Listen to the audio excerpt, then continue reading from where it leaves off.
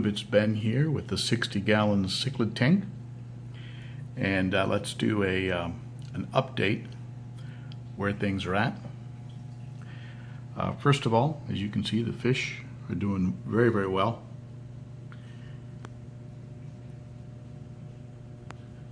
The Anubias is looking great, as is the photo bomber, the electric blue. My oldest cichlid, the OB, is looking good, as is my newest cichlid, a male bukunono, who's starting to show some real promise. Here's the Z-Rock, who likes to hang out at the back of the tank. You can see him back there in the corner next to one of those sponge filters that are attached to the ZoomEd moving power head. And the Otter Point is looking great.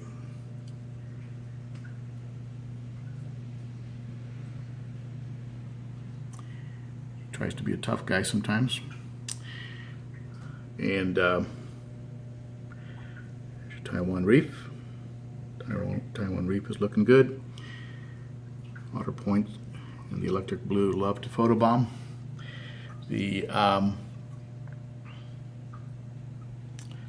Flametail. Flametail's looking good. As I've said in other videos, you're seeing micro bubbles from the surface agitation that is being created by pointing the two SunSun canister outlets against the surface, so that I get a tremendous amount of surface agitation, which of course is important for oxygen. So here's the Taiwan Reef. He's looking really good, pushing about maybe, I don't know, 6, 7, maybe 6 inches, maybe a little more. Bicolor 500.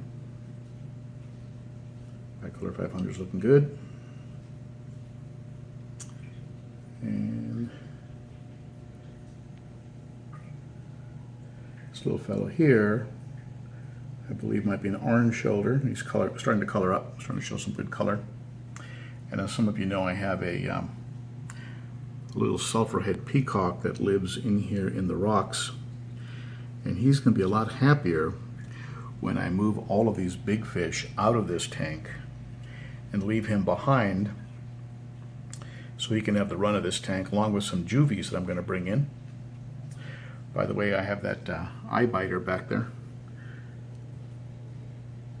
Sometimes he gets missed in the videos because he likes to hang near the very top of the tank normally, and so he doesn't get picked up quite as often on the videos. So as you can see, the fish are doing really well. There's several fish that are missing, and those fish have been, there's the Z-Rock, and those fish have been moved to help move along the cycling of the larger tank, which is currently underway. This is the 135, and it has a Universal Rocks rocky background. I put that on there because when you have 18 inches of turnaround room, I didn't want to cut too much into the tank and take away from the fish, take away their space. I have two of these, I believe they're 300 watt Eheim Jagers, and a couple of these 1600 gallon per hour SunSun power heads that are creating a tremendous amount of surface agitation. So I'm going to be adding some additional rocks that I've ordered from Universal Rocks, and maybe I'll tuck all of these Wonderstones in the corner, and just as add a little color, but the other rocks will probably match the background to some degree. Not perfectly. I didn't want them to match perfectly. And I'm going to attach Anubias, different types of Anubias, to the rocks I've ordered, and that's going to give me a nice some nice live plants, which I like to have in every tank. Here's some of the fish being shy, hanging out in the corner. They've been in the tank for about 4 or 5 days now, and they're surviving, which is always a good sign. At the top of the tank, to prevent jumping, I have I've added some of these plastic light diffusers that you can cut and shape to fit around the equipment. I have the Coralife in here, which I'm currently running just on white light. It also has a nice lunar setting.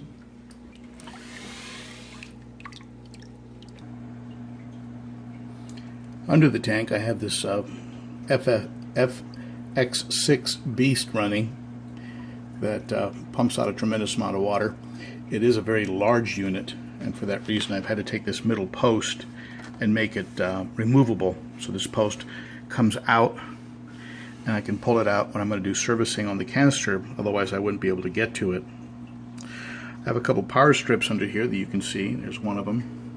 And I have another one up here which has on it the I've connected to that power strip the things that I would disconnect when doing water changes. So I have the heater controller, and the power heads are plugged into that strip. So I can just flip that red switch to the left, and all of those are off, and that way when the water level goes low I don't have to worry about blowing out one of my heaters or having the power heads sucking air. And I have a little switch up here that I've attached, which is a little Velcro switch. It's actually attached to the bottom of the tank, the glass bottom of the tank. The controller is over here. I picked up a controller from Gemco, and it's keeping the tank very nicely at 78 degrees. And both heaters, I had an extra plug put into it, so both heaters plug into this one controller. And the heaters themselves, of course, have thermostats, and they're set a little bit higher than the controller, giving me 2 levels of protection, so that if the controller were to go out or go crazy, you know, the heater thermostats would catch it. But the controller is what is currently maintaining the tank at 78 degrees.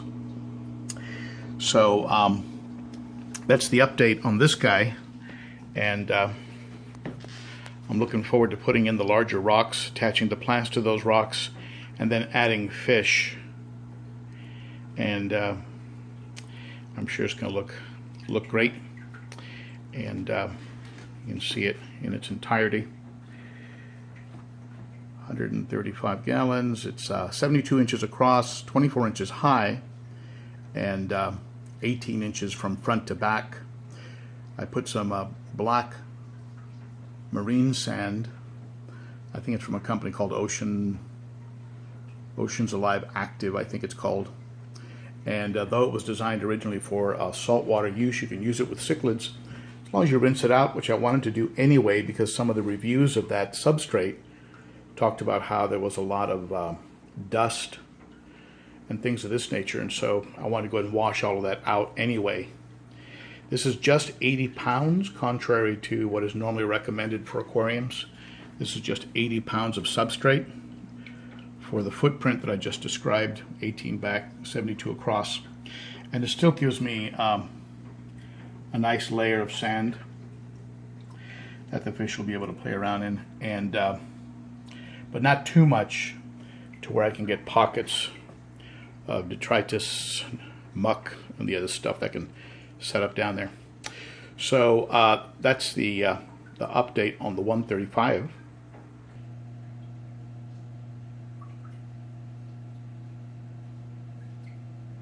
I'm going to be ordering a large number of haps and maybe a few peacocks. I might just pick up an order from FLTROPFISH. FLTROPFISH is on eBay, and he's got, I don't know, several thousand transactions and very high ratings. I picked up fish from him before, and what I got from him before that, of course, this Insignis, I'm sorry, this Intermedius was from him. And also, I had a Fusco from him, which was just epic, and I've been wanting to replace that. So I'm just going to order a large number of juvenile haps and a few peacocks and put them all in this tank. And then when the haps get a little bigger, I'll transfer them to the 135 along with these larger fish. And then as the peacocks get bigger, I'll transfer the larger peacocks back to this tank. So eventually this will be a peacock tank. Of course, we're talking about a year down the road probably. This will be a peacock tank, and the larger tank will be a haps tank. Predator haps? Well, all types of haps maybe. A community hap tank, if there's such a thing. But there will be a few what you would call predator haps in there, and hopefully they'll all get along. I'm thinking of getting a Malawi hawk and possibly a Venusis and a few other choice fish, and watching them grow. All right, so that's it for now, my friends. I want to thank you for tuning in and watching, getting the update. It's been quite a process with some ups and some downs, but you know, when you go into a project like that, that's the kind of stuff you expect. So no surprises. All right, thank you so much for tuning in. Be sure to comment below, hit that alert button, hit that subscribe button, share the video, and certainly come visit at ben.o.cichlid, the Facebook page, ben.o.cichlid, and you can of course follow me on Instagram, which is also ben.o.cichlid, and you'll see it at the end of the video. All right, thank you so much, folks, and I appreciate you all.